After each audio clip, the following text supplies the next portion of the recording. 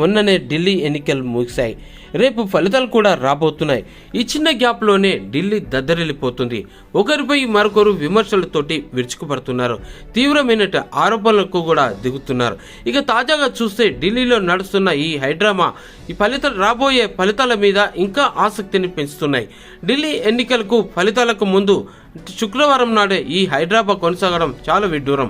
ఇక తమ ఎమ్మెల్యే అభ్యర్థులను బీజేపీ కొనుగోలు చేసేందుకు ప్రయత్నించిందనేటువంటి ఆరోపణలు ఇప్పుడు కాక రేపుతున్నాయి.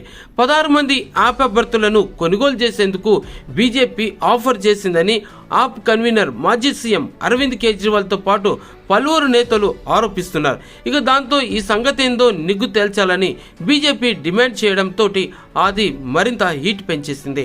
ఇక భారతీయ జనతా పార్టీపై మాజీ ముఖ్యమంత్రి కేజ్రీవాల్ చేసిన ఆరోపణలపై lieutenant governor Vinay Kumar Saxena ACB దర్యాప్తులకి ఆదేశించారు.